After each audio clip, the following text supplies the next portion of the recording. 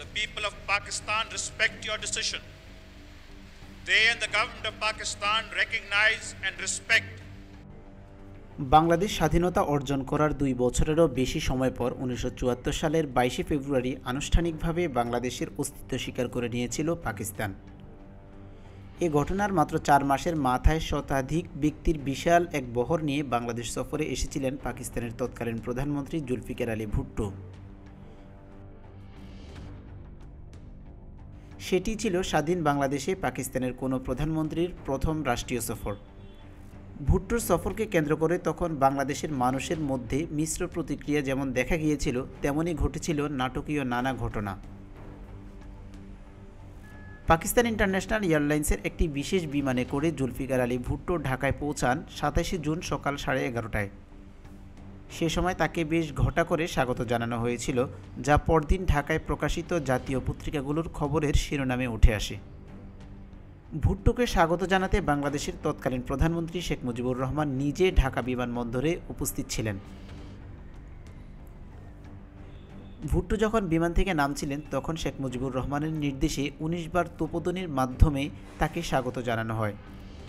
শেখ মুজিবুর রহমান নিজে ফুলের মালা পরিয়ে ভুট্টোকে বরণ করেন এবং বাংলাদেশের সশস্ত্র বাহিনীর সদস্যরা তাকে গার্ড অব অনার প্রদান করেন। কূটনৈতিক শিষ্টাচার মেনেই পাকিস্তানের জাতীয় পতাকা উত্তোলনের পাশাপাশি বাজানো হয় দেশটির জাতীয় সঙ্গীতও। ভুট্টোকে স্বাগত জানাতে সেদিন বিমানবন্দরের বাইরেও অসংখ্য মানুষ সমবেত হয়েছিল, যাদের অধিকাংশই ছিল বাংলাদেশে আটকে পড়া পাকিস্তানের নাগরিক। তবে কিছু মানুষ সেদিন ভুট্টোর বিরুদ্ধে বিক্ষোভ করেছিলেন। পাকিস্তানের প্রধানমন্ত্রী বাংলাদেশে আসার পর 27 জুন রাতে তার সম্মানে বঙ্গভবনের নৈশভোজের আয়োজন করেন বাংলাদেশের তৎকালীন প্রধানমন্ত্রী Sheikh Mujibur Rahman.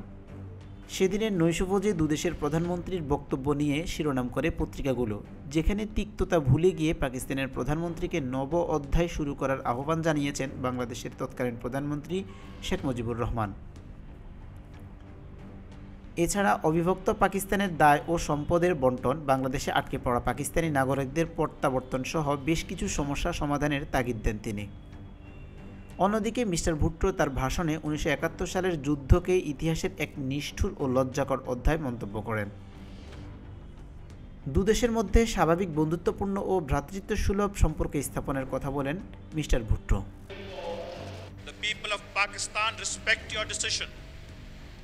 They and the government of Pakistan recognize and respect the sovereignty. 1971 সালে বাংলাদেশের স্বাধীনতা যুদ্ধে যারা প্রাণ হারিয়েছেন তাদের প্রতি শ্রদ্ধা জানাতে সফরের দ্বিতীয় দিন অর্থাৎ 28 জুন সাভারে অবস্থিত জাতীয় স্মৃতিসৌধে যান পাকিস্তানের প্রধানমন্ত্রী মিস্টার ভুট্টো।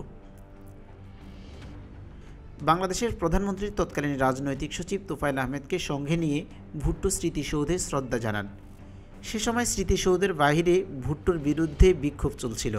স্মৃতিসৌধে শ্রদ্ধা জানানোর সময় ভুট্টো তার মাথার টুপি না খোলায় সে সময় বেশ সমালোচনা হয়। এছাড়া শ্রদ্ধা নিবেদনের আনুষ্ঠানিকতা শেষে স্মৃতিসৌধে রাখা স্মরণী খাতায় কোনো মন্তব্য না লিখে দ্রুত স্থান ত্যাগ করেন বলেও খবর প্রকাশ করে দৈনিক বাংলা সহ বেশ কয়েকটি সংবাদপত্র। সফরের দ্বিতীয় দিন ভুট্টোকে বঙ্গভবনে নাগরিক সংবর্ধনা দেওয়া হয়। সেখানে দেওয়া ভাষণে 71 সালের গণহত্যার জন্য পাকিস্তানের তৎকালীন সামরিক শাসকদের দায়ী করেন mister Bhutto. But it is never too late to repent, to say Toba from the depths of our hearts. বাংলাদেশের নিরস্ত্র মানুষের উপর চলা গণহত্যায় নিজের কোনো ভূমিকা ছিল না বলেও উল্লেখ করেন তিনি। সংবর্ধনা অনুষ্ঠানে মিস্টার ভুট্টোর ওই ভাষণ নিয়ে পরের দিন অর্থাৎ 29 জুন প্রকাশিত দৈনিক বাংলার খবরে লেখা হয়েছে, প্রধানমন্ত্রী ভুট্টো তার বিরুদ্ধে উত্থাপিত কোনো অভিযোগ খণ্ডনের আপ্রাণ চেষ্টা করেন, কিন্তু এটা করতে গিয়ে তিনি মারাত্মকভাবে ইতিহাস বিকৃতি করেন। পাকিস্তানের প্রধানমন্ত্রীর বাংলাদেশে 3 দিনের রাষ্ট্রীয় সফরের প্রধান লক্ষ্য ছিল দুদেশের মধ্যকার অমীমাংসিত সমস্যার সমাধান করে সম্পর্ক স্বাভাবিক করা। এক্ষেত্রে অবিভক্ত পাকিস্তানের দায় ও সম্পদের বণ্টন এবং বাংলাদেশে আটকে পড়া পাকিস্তানি নাগরিকদের প্রত্যাবর্তনের প্রতি শুরু থেকেই জোর দিয়ে আসছিল বাংলাদেশ। মিস্টার ভুট্টো বাংলাদেশের মাটিতে পা রাখার পর বিষয়টি নিয়ে তার সঙ্গে দফায় দফায় বৈঠকও করেন শেখ মুজিবুর রহমান, কিন্তু বিষয়গুলো নিয়ে তারা ঐক্যমতে পৌঁছাতে না পারায় শেষ পর্যন্ত আলোচনা ব্যর্থ হয়ে যায়। বিশেষত দায় ও সম্পদের বণ্টন প্রশ্নে পাকিস্তান অযৌক্তিক মনোভাব প্রকাশ করার কারণে আলোচনা বেঁচতে গিয়েছে বলে সাংবাদিকদের জানিয়েছেন বাংলাদেশের তৎকালীন পররাষ্ট্রমন্ত্রী doctor Kamal Hossain. H M Muhiuddin, অনুসন্ধান নিউজ।